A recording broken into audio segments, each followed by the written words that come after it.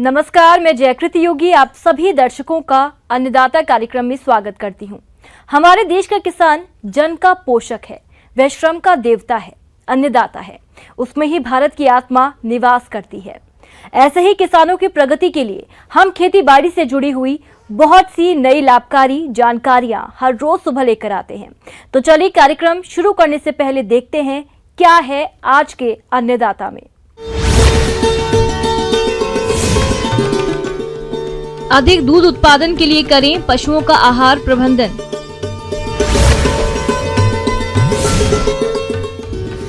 गन्ने की फसल में कीट और रोगों की रोकथाम।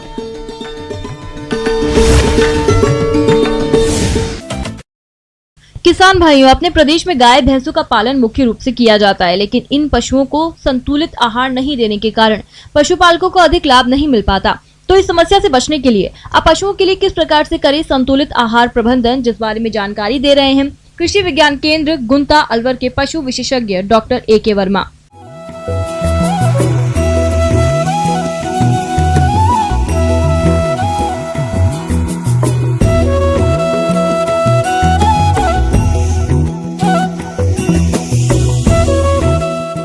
सर्वप्रथम पशुपालन में विशेष ध्यान देने की आवश्यकता होती है कि जब भी हम पशुओं को आहार खिलाते हैं तो 3 तरह के मुख्य आहार होते हैं। एक सूखा चारा है, दूसरा हरा चारा है और तीसरा बांट है या जो अनाजों का हम मिक्सर खिलाते हैं वो होता है। तो इस तरह से ये 3 तरह के चारे पशुओं के लिए पूरे साल भर आवश्यक होते हैं। तो इस तरह से जब हम देखते हैं कि पशुओं के हरे चारे की जब हम बात करते हैं, ये सीजनल होता है। मुख्यतः हर सीज़न में अलग अलग तरह के हरे चारे उपलब्ध होते हैं। तो जिस सीज़न में हरे चारे की उपलब्धता स्टार्ट होती है उस समय हमें धीरे धीरे उस आहार को पशु के पूरे राशन में इसको हमें सम्मिलित करना चाहिए। पशुपालक भाइयों, अभी मौसम बदल रहा है और इस मौसम में पशुओं की विशेष देखभाल करने की आवश्यकता होती है। पशुओं को संतुलित मात्रा में आहार खिलाएं। सूखे चारे में धीरे धीरे परिवर्तन करें। आहार में सूखे चारे के साथ हरा चारा मिलाकर खिलाएं ताकि पशुओं में किसी प्रकार की कोई समस्या न आ पाए। इसके साथ ही पशुओं को 50 ग्राम मिनरल मिश्रण भी बांटे के साथ मिलाकर खिलाएं। और हमें ये ध्यान रखना चाहिए कि कभी भी हमें ज़्यादा मात्रा में हरा चारा एक साथ बदलाव नहीं करना चाहिए। दूसरी बात आती है, जब भी हम बांट की बात करते हैं, ये एक बहुत महत्वपूर्ण बात है पशुओं से अधिक उत्पादन लेने के लिए। इसमें जो भी हम विभिन्न प्रकार के अनाज मिक्स करते हैं पशुओं के लिए, चाहे वो गेहूं है या जौ है या ग्वार है या मेथी है या अन्य जो भी लोकली उपलब्ध हमारे अनाज हैं, वो हम पशुओं के आहार में बांट बनाने के लिए तैयार करते हैं। तो इनको हम एक साथ मिलाने के बाद हमें उबाल के ही पशुओं को खिलाना चाहिए ताकि इनको पशु आसानी से पचा सके और इससे उपलब्ध होने वाले जो भी पोषक तत्व हैं वो पशु को आसानी से मिल सकें, ताकि उसके माध्यम से पशु दूध उत्पादन और साथ ही साथ अपने हेल्थ को अच्छी तरह से बनाने में सक्षम हो सके। पशुओं के पेट में कीड़ों की समस्या रहने से पशु को कितना भी अच्छा आहार खिलाएं, फिर भी पशु कमजोर होता चला जाता है और पशु का दुग्ध उत्पादन गिर जाता है। इसके अलावा पशुओं में और भी कई तरह की समस्याएं पैदा हो जाती हैं, जिससे पशुपालकों को डेयरी व्यवसाय में भारी नुकसान उठाना पड़ जाता है। तो इस नुकसान को देखते हुए जरूरी हो जाता है कि आप अपने पशुओं को समय समय पर कृमिनाशक दवा पिलाएं। साथ ही साथ अभी जैसी सीजन चल रही है, तापमान लगातार बढ़ रहा है, ऐसी कंडीशन में हमें पशुओं को विशेष तौर से स्वच्छ पानी टाइम टाइम पर उपलब्ध करवाना चाहिए। यदि ये संभव है कि पशु के जो जिसमें आप चारा खिलाते हैं उसके पास में अगर हम एक पानी की और खेल बना दें ताकि हमेशा पशु के लिए पानी की उपलब्धता रहे, जब भी उसे आवश्यकता पड़े वो उस पानी का उपयोग कर सके। इसलिए अगर हम पूरे समय पशुओं को अच्छा पानी उपलब्ध करवा पा रहे हैं तो इसकी वजह से पशुओं से 10 से 12% उनके उत्पादन में भी बढ़ोतरी होती है। किसान भाइयों, अभी तक आपने खेती से जुड़ी हुई कुछ उपयोगी जानकारियां देखी। अब लेते हैं एक छोटा सा ब्रेक, जल्द ही लौटेंगे और कार्यक्रम में आगे भी हैं खेतीबाड़ी से जुड़ी महत्वपूर्ण जानकारियां, तो बने रहिए हमारे साथ। ब्रेक के बाद आप सभी दर्शकों का अन्नदाता में स्वागत है। चलिए अब रुक करते हैं अगली कड़ी की ओर।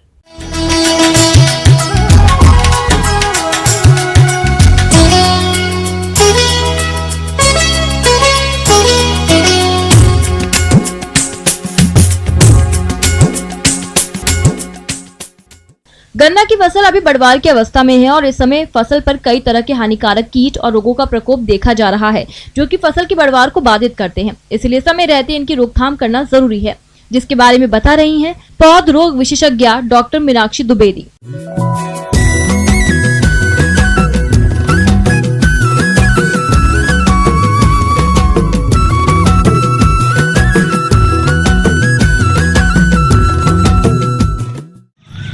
तो आज हम बात करेंगे शरदकालीन गन्ने के बारे में। जिन किसान भाइयों ने शरदकालीन गन्ने की बुआई कर रखी है, उसमें इस समय कई तरह के रोग और कीटों को वो लोग देख रहे होंगे। तो आज हम उसी की रोकथाम और उनको पहचान कैसे करें और उसे कैसे बचाया जाए, इसी की ही हम चर्चा करेंगे। तो गन्ने में बहुत तरह के रोग लगते हैं और बहुत तरह के कीट भी लगते हैं, जिससे 10 से 15% की उसमें नुकसान होता है। चीनी की मात्रा कम होती है और किसान भाइयों को बहुत नुकसान झेलना पड़ जाता है।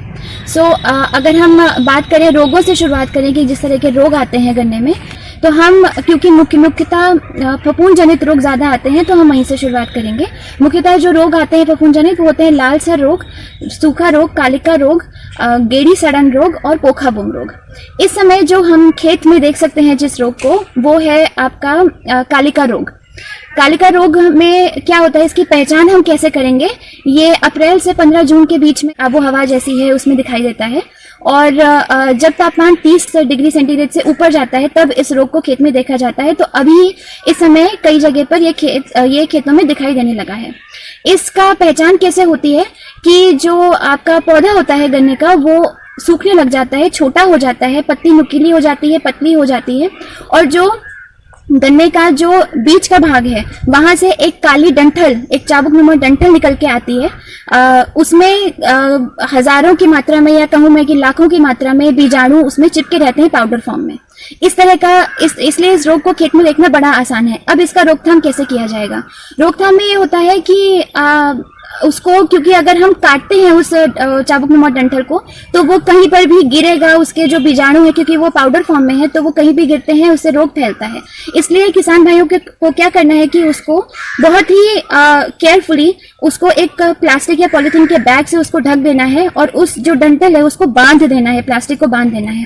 उसके बाद वो पूरा पौधा जो है उसको आप काट दें और उसे खेत के बाहर ले जाके जला दें या कहीं पर उसको दफना दें। ठीक है, ये सबसे अच्छा तरीका है इस रोग की रोकथाम के लिए। यहाँ मैं नहीं अपने किसान भाइयों को इस चीज का सुझाव दूंगी कि वो किसी तरह की दवा डालें या कुछ भी करें, क्योंकि यहाँ इस समय अगर शुरुआत के समय पे रोग की रोकथाम हो जाती है और अगर किसान भाई थोड़े जागरूक रहते हैं तो दवा डालने की जरूरत नहीं है। इसके अलावा इस रोग की रोकथाम के लिए बिजाई के समय स्वस्थ बीजों का चयन करें। रोगी पौधों में काली चाबुक जैसी फुंद के ऊपर थैली चढ़ाकर नीचे से काट लें और रोगी पौधों को जड़ सहित उखाड़कर जला दें। रोगी फसल का प्रयोग हीज के रूप में नहीं करें और न ही इसकी पेड़ी फसल लें। फसलों में सही फसल चक्र को अपनाएं एवं बीज को नम ऊष्मा विधि से उपचारित करें। जो प्रमाणित प्रभेद हैं, जो यूनिवर्सिटी जो प्रभेद जिनको प्रमाणित करती हैं, आप उन्हीं प्रभेदों का इस्तेमाल करें, क्योंकि ये यहाँ पर टेस्टेड होते हैं। हम हर तरह से उसको टेस्ट करते हैं और फिर निकालते हैं। तो एक तो ये हुआ। दूसरा ये है कि जो जितने भी ये फफूंद और ऐसे रोग हैं, इनसे बचने के लिए किसान क्या करें कि बैविस्टीन एक दवा आती है जो कि आपकी फफूंद नाशक दवा है। इसको 1 ग्राम प्रति लीटर पानी में 1 एकड़ के हिसाब से मिलाकर इस्तेमाल करें। यहाँ तो ही रोग की बात। अभी गन्ने में और कोई रोग नहीं आने के संभावना है। जो बाकी सारे रोग हैं, जैसे कि लालसा रोग है, ये थोड़ा एडवांस स्टेज में, थोड़ा बड़े होने पे आता है, जब गन्ना बनने लग जाता है। इस समय जो आपका शरदकालीन गन्ना है, इसकी जितनी जो ये अवस्था में है, इसमें मूलतः 3 तरह के कीट देखे जाते हैं। एक होता है टर्माइट, जिसे कि आप लाल मुंह वाली सूड़ी भी कहते हैं। दूसरा होता है अर्ली शूट बोरर, जिसे कि आप तना छिद्रक कहते हैं। और तीसरा है आपका रूट बोरर, जो है आपका जड़ छिद्रक। टर्माइट यानी कि जो ये लाल मुंह वाली सूड़ी है, ये जनरली ये मिट्टी जहाँ की ऐसी होती है जहाँ पर टर्माइट का इन्फेस्टेशन ज़्यादा है या इस सूड़ी का इन्फेस्टेशन ज़्यादा है, वहीं पे ही आती है ये। तो इसके लिए आपको क्या करना है कि क्लोरपाइरिफॉस एक दवा है 50 EC, उसको 1 लीटर प्रति एकड़ में के हिसाब से इसको DAP में मिला के इसका छिड़काव कर देना होता है, या फिर इमिडाक्लोप्रिड 30 SC ये जो दवा है इसको 300 ml प्रति एकड़ के हिसाब से इसका भी DAP के साथ मिला के छिड़काव कर देना चाहिए। ये तो हो गई इसकी बात।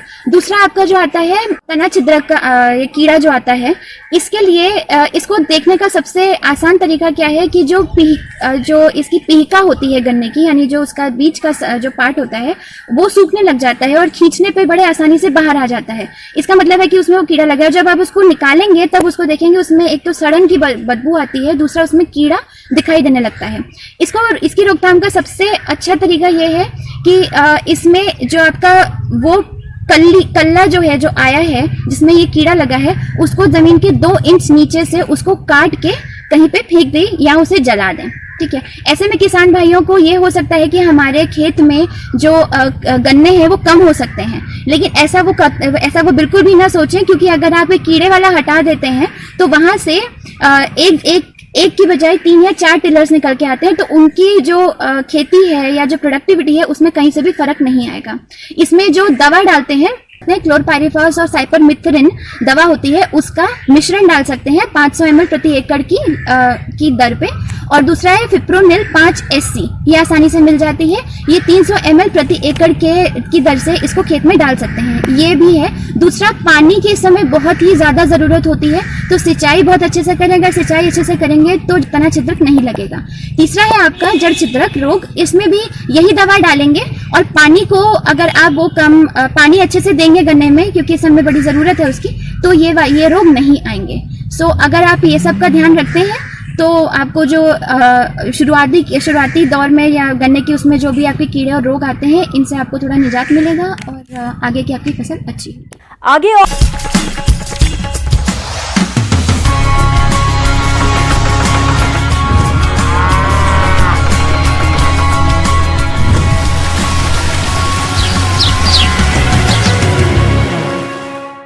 ब्रेक के बाद एक बार फिर से आप सभी दर्शकों का अन्नदाता कार्यक्रम में स्वागत है। बढ़ते हैं अगली प्रस्तुति की ओर।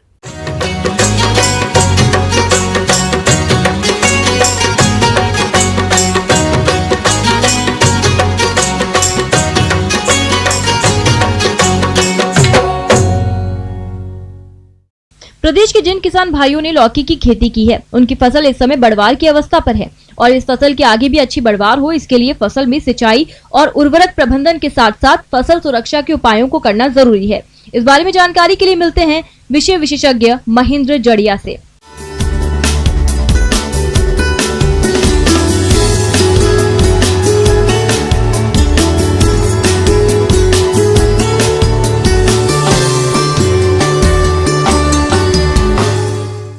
हम आज कुछ बिंदुओं पर चर्चा करेंगे, जिसमें हम लौकी की खेती के बारे में चर्चा करेंगे। खरपतवार नियंत्रण की बात करें तो खरपतवार नियंत्रण के लिए हम देखते हैं कि जो लौकी की फसल है उसमें हम देखें कि जब हम उसमें बुवाई करते हैं उसके बाद हम देखते हैं कि धीरे धीरे जो लौकी की फसल है, जैसे ही हमारे फसल फैलना प्रारंभ होती है, क्योंकि ये बेल के रूप में हमको देखने को मिलती है, तो उसमें हम देखते हैं कि जो खरपतवार है वो निरंतर बढ़ते ही चले जाते हैं और बहुत तेज़ी से वृद्धि करते हैं। उसके नियंत्रण के लिए हम निराई गुड़ाई के द्वारा हम इसको आसानी से जो खरपतवार नियंत्रण है वो कर सकते हैं। जो खरपतवार हम नियंत्रण करेंगे वो उसको हम खुरपी की सहायता से करेंगे। तो खुरपी की सहायता से हमको करने से यह फ़ायदा होगा कि जो हमारे पौधे हैं उसमें वायु संचार अच्छे से होगा और निराई गुड़ाई के द्वारा उनमें जो वायु संचार की जो वृद्धि नहीं हो पा रही है वो अच्छे से होती रहेगी और जो हमारे पौधे हैं वो हेल्दी और अच्छे से वृद्धि करेंगे। और जो इस तरह की जो निराई गुड़ाई की जो क्रिया है वो लगभग हमको फसल में एक तो पहला नंबर जब हम फसल बोने के लगभग 20 से 25 दिनों के बाद हमको करना चाहिए और फिर समय समय पर हमको इसके बाद लगभग हमको 2 से 3 बार हमको निराई गुड़ाई की सहायता से हमको नियंत्रण करना चाहिए, जिससे हम देखते हैं कि हमारी जो फसल है वो अच्छे से वृद्धि करती है। किसान भाइयों, लौकी की फसल से अधिक उत्पादन प्राप्त करने के लिए आप फसल में सिंचाई करते हुए पोषक तत्वों का प्रयोग कैसे करें, इसकी जानकारी कुछ इस प्रकार है। किसान भाइयों बात करें कि सिंचाई कब कब करना चाहिए हमको लौकी की फसल में, तो लौकी की जो फसल है उसको हमको ग्रीष्मकालीन जो हमारी जो भी चल रही है फसल का जो मौसम है, जो लगभग हमारी हम देख रहे हैं कि जो हमारे किसान भाई हैं उनने लगभग 30 से 40 दिन की फसल हो गई है। और गर्मी का जो मौसम है वो दिन पे दिन हमारा तापक्रम जो है वो बढ़ता चला जा रहा है। उसको देखते हुए हमको 2 से 3 दिनों के अंतराल पर हमको उसकी सिंचाई करते रहना चाहिए, जैसे हमको आवश्यकता के अनुसार। और भूमि की जो किस्म है या जो उसके अनुसार भी हम इसकी मतलब मात्रा को भी हम निर्धारित कर सकते हैं। जैसे कई जगह हमारी भूमि हल्की होती है तो हमें उस जगह पर हमको सिंचाई की आवश्यकता ज़्यादा पड़ती है, और जहाँ पर हमारी भूमियाँ थोड़ा भारी हैं वहाँ पर हमको सिंचाई की जो मात्रा है वहाँ पे हमको कम करना पड़ता है। इस प्रकार से हम मतलब सिंचाइयों का प्रबंधन करते रहते हैं। बात करें खाद एवं उर्वरक की, तो नाइट्रोजन, फास्फोरस, पोटास के रूप में हम देखें तो नाइट्रोजन 80 किलोग्राम प्रति हेक्टेयर के हिसाब से हम मात्रा को देते हैं। फास्फोरस की जो मात्रा है वो 60 किलोग्राम के हिसाब से देते हैं, और जो पोटास की मात्रा है वो 50 किलोग्राम प्रति हेक्टेयर के हिसाब से देते हैं। नाइट्रोजन की जो मात्रा की बात करें तो नाइट्रोजन की जो मात्रा है वो आधी मात्रा, और फास्फोरस और पोटास की जो मात्रा है वो पूरी मात्रा को हम लगभग हम खेत की तैयारी करते हैं उस समय पर हम दे देते हैं। पर इसके बाद हम देखते हैं कि जो हमारी कुछ नाइट्रोजन की जो आधी मात्रा है उसको हम जब हम देखते हैं कि जब हमारे फूल आने का जो समय होता है, जो नाइट्रोजन की मात्रा को हम 2 समान भागों में उसको बांट लेते हैं। तो कुछ मात्रा को हम जब लौकी की जो फसल है उसमें जब हम फूल आने का जो समय होता है उसके पहले हम उसको दे देते हैं, और जो कुछ मात्रा जो हमारी नाइट्रोजन की बच जाती है शेष, उसको हमारे फूल बनने लगे हैं उस समय पर हम नाइट्रोजन की मात्रा को हम दे देते हैं, जिससे हम देखते हैं कि हमारी जो फसल है लौकी की वो अच्छी तरह से वृद्धि और उपज के लिए हमारी अच्छी तैयार होती है। किसान भाइयों, लौकी की फसल को कुछ कीट और रोग अधिक नुकसान पहुंचाते हैं, इसीलिए आप इनकी पहचान कर नियंत्रण के लिए क्या करें, इसकी समस्त जानकारी कुछ इस प्रकार से है। तो कीट के रूप में हम देखते हैं कि कद्दू वर्गीय जो फसलें होती हैं उसमें हम देखते हैं फल मक्खी भी लौकी की फसल में भी देखने को मिलता है। जो कीट होते हैं उनके पिछले भाग से वो अपने जो फल होते हैं उसमें छिद्र कर देते हैं। इस कीट के कारण हमारे जो फल हमारे बिल्कुल ही बेकार हो जाते हैं, और जो हमारा बाजार भाव है उसमें बिल्कुल भी हमको लाभ नहीं मिल पाता। तो इसके नियंत्रण के लिए मिथाइल 50 EC का 1 मिली मात्रा तथा 1 ग्राम सीरा का 1 लीटर पानी में मिलाकर इसका घोल बनाकर हम छिड़काव करते हैं। तो इस प्रकार के जो फल मक्खी कीट है उसका नियंत्रण किया जा सकता है। जैसा कि हम बात कर रहे थे कीट के बारे में, तो उसी प्रकार से हम बात करें अब रोग के बारे में। तो रोग के रूप में हम देखते हैं कि जो लौकी की फसल है उसमें प्रमुख रोग के रूप में हम देखते हैं कि चूड़े लास्ता जो नामक रोग है वो लौकी की फसल में मुख्य रूप से देखने को मिलता है। इसके जो नियंत्रण की यदि हम बात करें, चूड़े लास्ता जो नामक रोग है लौकी की फसल में लग जाता है, तो इसके लिए हम मैंकोजेब का 2.5 ग्राम प्रति लीटर पानी की दर से इसका छिड़काव करते हैं। लगभग हम इसका जो छिड़काव है लगभग 3 से 4 बार हम छिड़काव फसल में करते हैं। तो इस प्रकार से हम देखते हैं कि जो चूड़ेल नामक आस्था जो रोग है उसका नियंत्रण हम आसानी से कर लेते हैं, और जो लौकी की फसल है वो अच्छे से वृद्धि करती है और अच्छे से फलती फूलती है, और इस प्रकार से हमारे किसान भाइयों को निरंतर वृद्धि होती है और अच्छी उपज मिलती है, और साथ साथ उसको अच्छा इनकम की फ़ायदा होती है।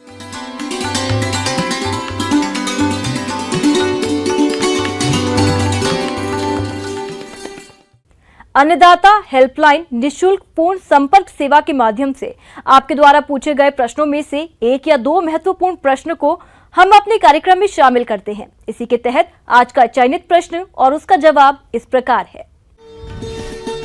अन्नदाता हेल्पलाइन में जिस प्रश्न को कार्यक्रम में शामिल किया गया है उसे पूछा है गांव बिजौली, जिला धौलपुर के किसान रत्नेश कुमार ने। आप फार्म पॉन्ड बनाने के बारे में जानकारी चाहते हैं, तो रत्नेश जी आपकी जानकारी के लिए प्रस्तुत है कार्यक्रम का यह अंश।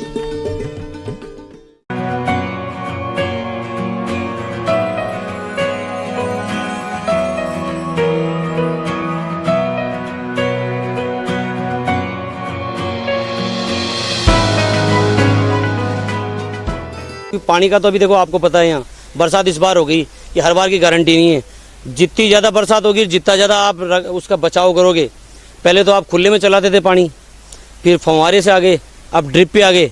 ड्रिप के बाद में आपके पास ख़त्म हो जाएगा पीने के लिए पानी बचेगा। इसी बचाव के लिए ये गवर्नमेंट जो राजस्थान गवर्नमेंट है ये इसीलिए इसने प्रोग्राम चलाया हुआ है, भाई फार्म पॉन्ड होज वगैरह ये बनाओ।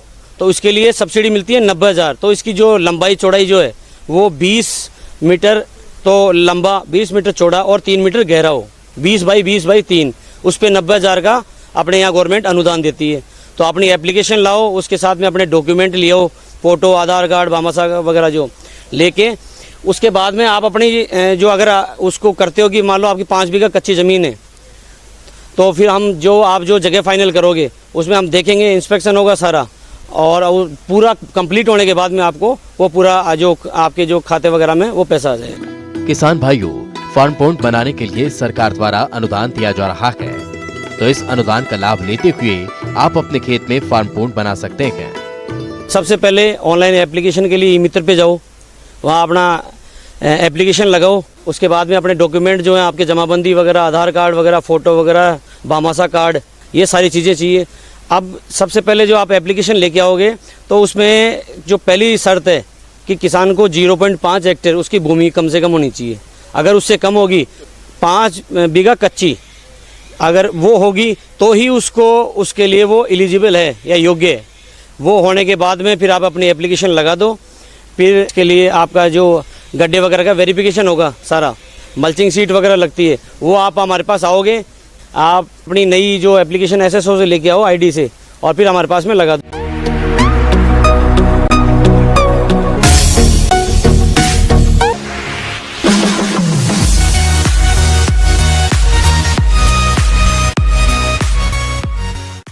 आइए अब एक नजर डालते हैं राज्य के कुछ चुनी हुई मंडियों के प्रमुख फसलों के बाजार भाव पर।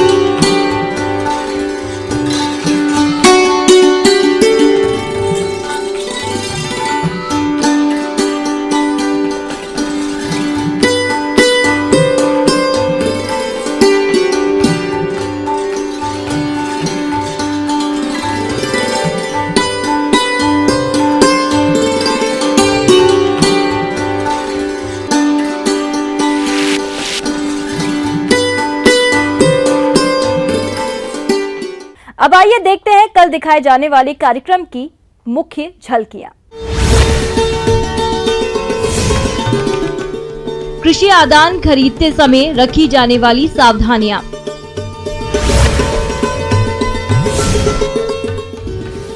भिंडी की फसल में किए जाने वाले जरूरी कार्य। किसान भाइयों, अन्नदाता आपकी सेवा के लिए संकल्परत है। कृषि संबंधित समस्या और सुझावों के लिए आप हमें इस पते पर संपर्क कर सकते हैं। प्रोड्यूसर अन्नदाता news 18 Rajasthan, Ramoji film city, Hyderabad 501512। साथ ही आप हमें ईमेल भी कर सकते हैं। हमारा ईमेल है p18annadatarajasthan@nw18.com। इसके अतिरिक्त आप हमें निःशुल्क हेल्पलाइन नंबर